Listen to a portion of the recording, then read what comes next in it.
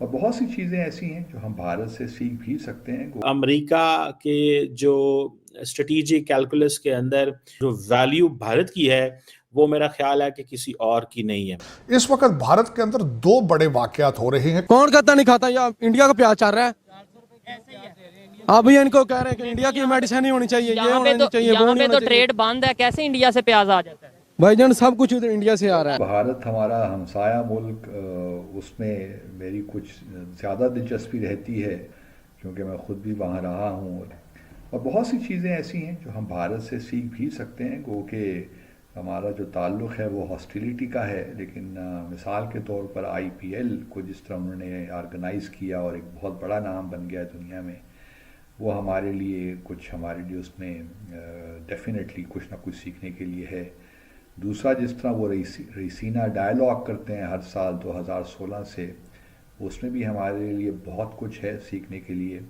क्योंकि पाकिस्तान में तो हमारे यहाँ भी थिंक टैंक्स की कमी नहीं है, ऐसे ऐसे थिंक टैंक्स खुल गए हैं कि वो अब तो खैर नाम भी हमें याद नहीं है। लेकिन बेमकसद अगर कार्रवाई देखें, कारकर्दगी देखें, तो यकीन मानिए ज़िल्च कोई उससे हम फ़ायदा नहीं उठाते, और ना वो ख़ुद भी कोई रिसर्च काम करते हैं, कुछ जेन्युइन ओरिजिनल काम हमें नज़र नहीं आता। और यही है, इसी वजह से अगर आप देखिए तो कोई ऐसा थिंक टैंक पाकिस्तान में नहीं है जो कि इसका जर्नल जो है या वो दुनिया भर में उसको रिकगनाइज़ किया जाए। हमने भी एक मरगला डायलॉग भी शुरू कर रखा है, इस्लामाबाद डायलॉग भी शुरू कर रहा है, लेकिन वो भी हम सही मानों में उसको नहीं ऑर्गेनाइज़ कर सकते और उसका उस तरह इम्पैक्ट नहीं होता। जो पार्टिसिपेंट्स आते हैं वो भी बराए नाम ही होते हैं।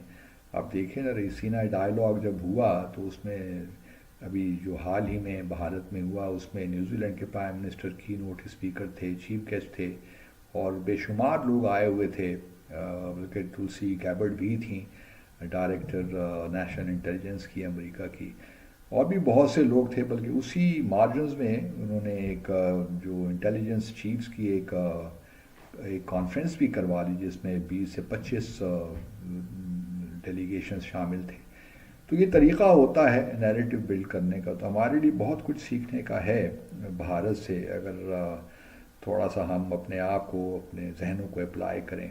उषा वैंस का जारी बात है भारत से ताल्लुक़ है, लेकिन आपको पता है कि she is Indian American heritage, और उनकी जो फैमिली है बेसिकली वो आंध्र प्रदेश से है, लेकिन वो पैदा उधर ही हुई, और उनके बड़े वो जिसे कहते हैं ना, she grew up basically in the United states, और वहीं पे वो रही। ये लॉ स्कूल गई जहाँ वो जेडी वैंस साहब से मिली, और बड़ी टॉप लॉ फर्म्स में उन्होंने काम किया हुआ है। सो वो उनका जारी बात है, एक इंडिया का कनेक्शन ज़रूर मौजूद है, और बहुत सारे इंडियंस ये समझते हैं कि वो बेसिकली अपने घर ही आ रही हैं। So this is one thing to understand. But looking ये जो जेडी वैंस का इंडिया का ट्रिप है, देखें ये एक इम्पॉर्टेंट चीज़ है। जेडी वैंस ने ये दूसरा उनका इंटरनेशनल ट्रिप है, पहला उन्होंने यूरोप किया था, फ्रांस, और सेकंड वो भारत कर रहे हैं। सो दैट्स हाउ अमेरिका के जो स्ट्रेटेजिक कैलकुलस के अंदर जो जो जो जो वैल्यू भारत की है वो मेरा ख्याल है कि किसी और की नहीं है।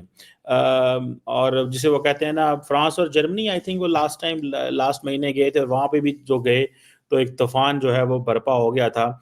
और ये समझ लें कि ये एक इंडियंस जो हैं वो बड़ी समझते हैं कि हमारा एक बहुत बड़ा इम्पॉर्टेंट रिलेशनशिप है अमेरिका के साथ, कि अब उनको यहाँ पे आना पड़ा है। आपको पता है कि जेडी वैंस तो आ ही रहे हैं इस महीने के आखिर में, और ये अपनी वाइफ के साथ, और इससे पहले आपको पता है तुलसी गैबर्ड जो हैं वो भी होके चली गई हैं। उनके नरेंद्र मोदी साहब से बहुत अच्छे ताल्लुकात हैं, और सुनने में ये भी आ रहा है कि नेशनल सिक्योरिटी एडवाइज़र माइक वॉल्ट्ज़ जो हैं उनका भी दौरा है।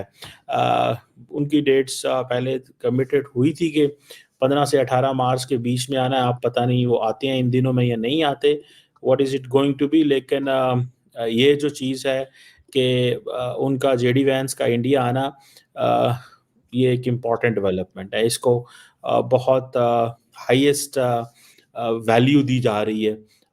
लेकिन सवाल यही पैदा होता है कि जिसे कहते हैं ना, किन चीज़ों पे बात होगी, ऐसे क्या ताल्लुकात हैं या किस एजेंडा क्या होगा जो असल आप समझ लें कि एजेंडे की वर्थ वैल्यू देखी जा रही है।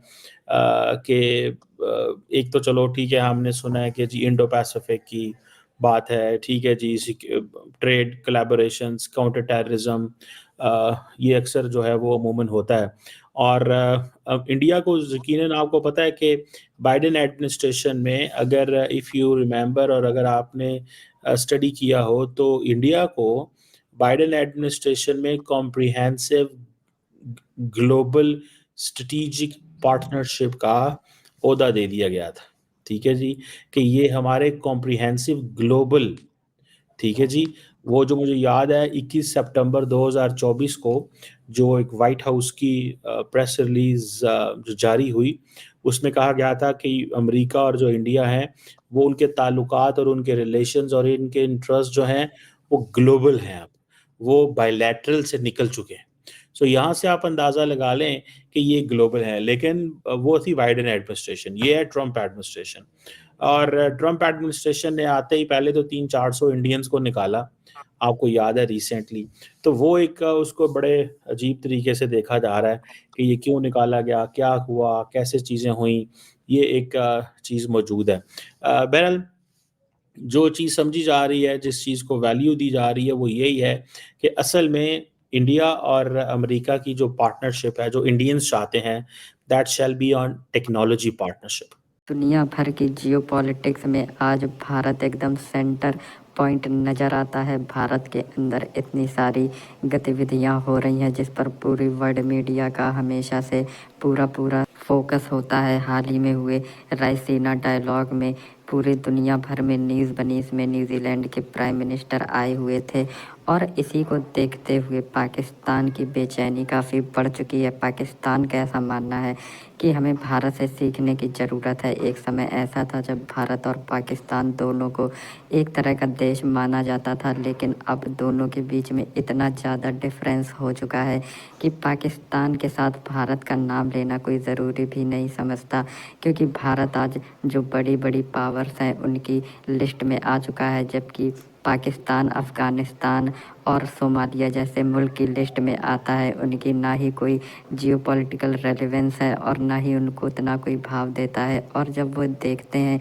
कि भारत के अंदर यूएस गवर्नमेंट के ऑफिशियल हर दूसरे दिन चक्कर लगा रहे हैं, तुलसी गैबार्ड से लेकर जेडी वेंस और खुद president of United states Donald Trump भी भारत आने वाले हैं, ये सारी खबरों को देखकर पाकिस्तानी मीडिया काफ़ी बेचैन दिखता है। और अब तो ये देखने में भी आ रहा है कि उन्होंने ये कहना शुरू कर दिया है कि क्यों ना भारत से सीखा जाए और भारत की तरह ही पावरफुल बनने की कोशिश की जाए। लेकिन उनको ये समझना होगा कि भारत कोई एक दिन में पावरफुल नहीं बना। इसके पीछे कई दशकों की मेहनत, पॉलिसीज़ शामिल हैं जो कि पाकिस्तान में कभी नहीं बन सकती जब तक वहाँ पर पाकिस्तानी आर्मी पावर में है। और उनका ये जो ख्वाब है वो हमेशा ख्वाब ही रह जाएगा भारत की बराबरी करने का।